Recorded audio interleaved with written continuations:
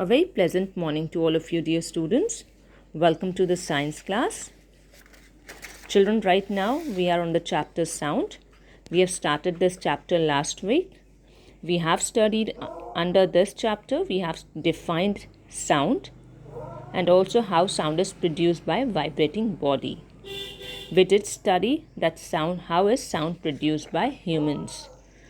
And also we covered on the topic that sounds need a medium for propagation. These were the topics covered in the last class.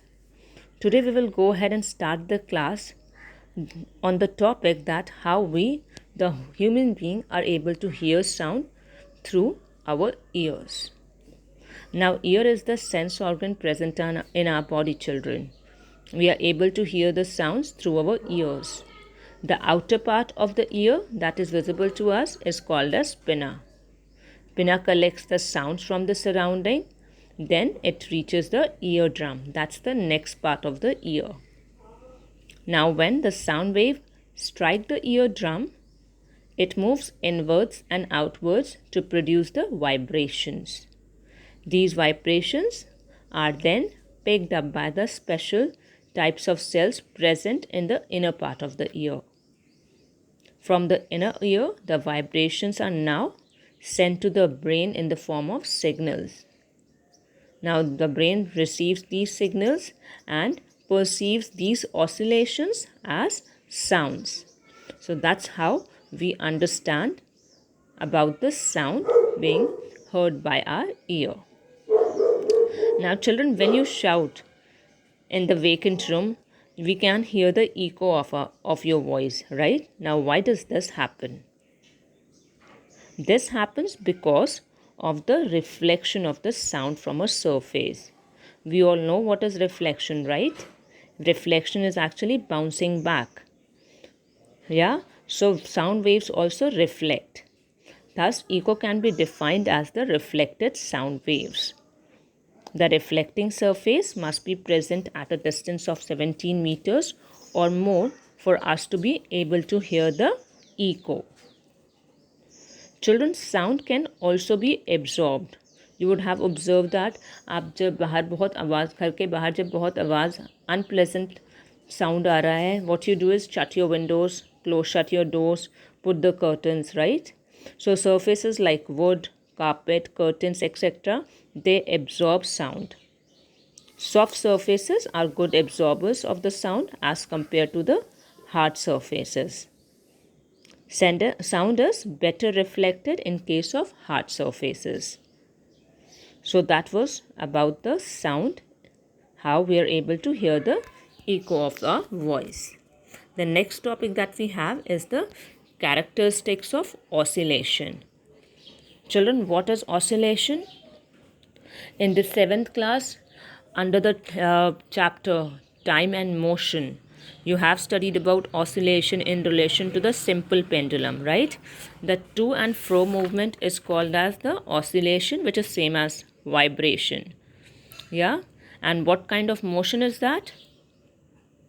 The to and fro or back and forth motion of an object is the oscillatory motion or vibratory motion, right?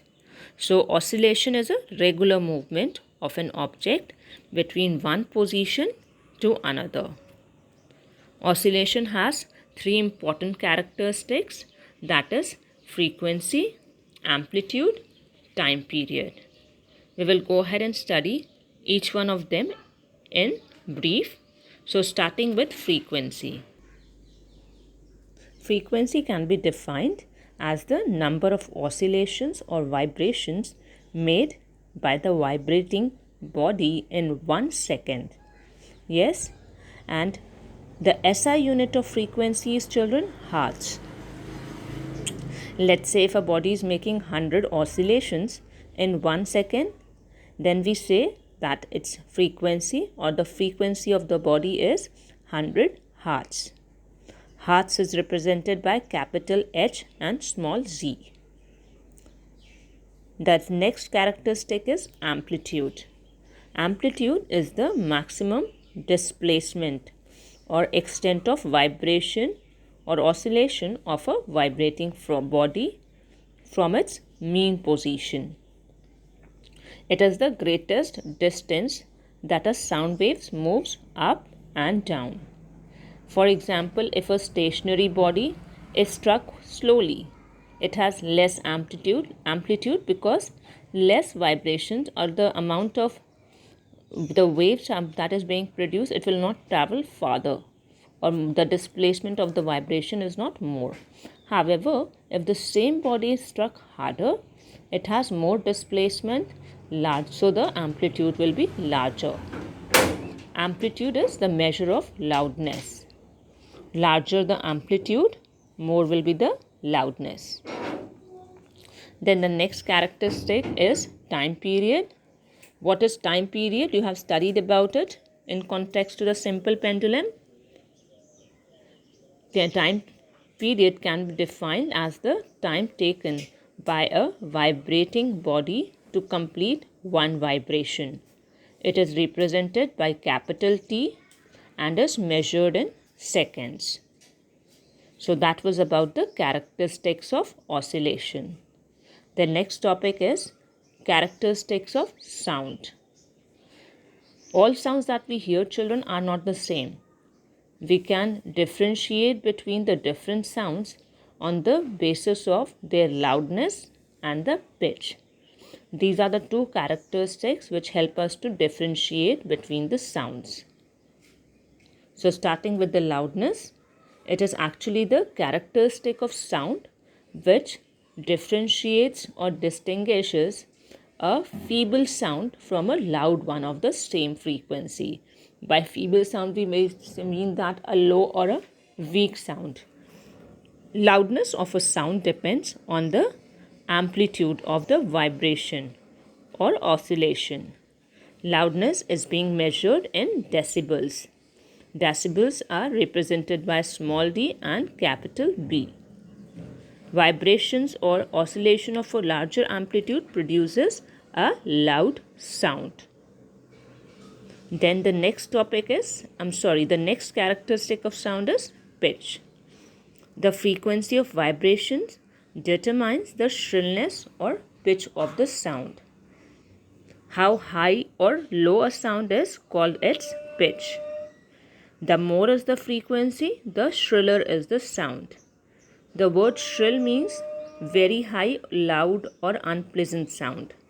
So, the frequency of vibration determines the shrillness or pitch of the sound.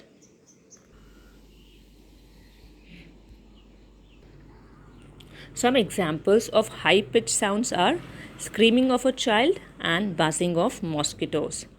And some examples of low-pitched sounds are roar of a lion and beating of a drum.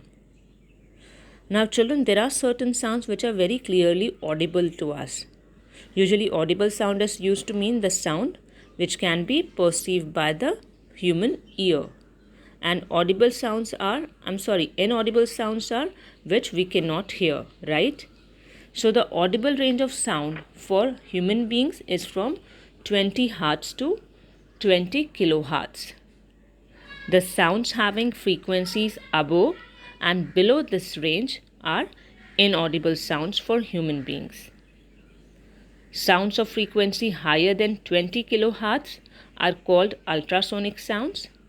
They are produced by dolphins, bats, and porpoises.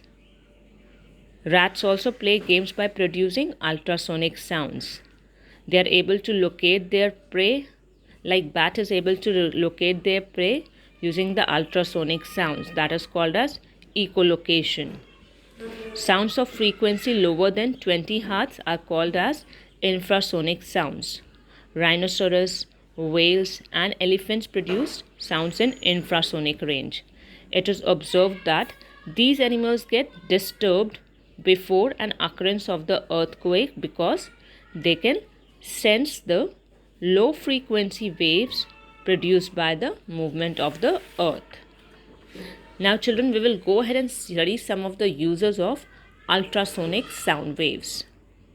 Ultrasonic sound waves are used in multiple fields. First one is sonar. Sonar stands for sound navigation and ranging. It is a system that is used to transmit and reflect, that it is a system that uses transmitted and reflected underwater sound waves and is able to locate objects underwater by measuring the time it takes a sound pulse to reflect back to the receiver. More commonly, it is used in case of submarines and mine detection. Then in case of industries, ultrasonic sound waves are used to remove the grease, dirt, rust and paint from metals. In the field of agriculture, ultrasonic sound waves are used to improve the quality of the homogenized milk. Homogenized milk is better in texture, it is more smooth and creamy. And it is also, the ultrasonic sound waves are also used to control the pest. In the field of medicine I am sure आप सब ने ultrasound सुना होगा या फिर sonography सुना होगा. Here the ultrasonic sound waves are used for imaging the human body. Ultrasonic sound waves are also used for sterilization of surgical instruments, for brain surgery, for therapeutic treatment of arthritis and neuroma. Neuroma is nothing but nerve tumor. So these were some of the common uses of ultrasonic sound waves. Children, in today's class we have studied about how we are able to hear the sound through our ears. We have studied characteristics of oscillation and sound. Also, we have talked about audible and inaudible sound. For better understanding, please read through the textbook and also watch the YouTube link sent along with the video. For question answers related to this topic, we are sending you the PDF. Make a note of those question answers in your classwork notebooks. For queries, you can send me WhatsApp or we can discuss that in the Zoom class. So enjoy e-learning and have a nice day ahead. Thank you.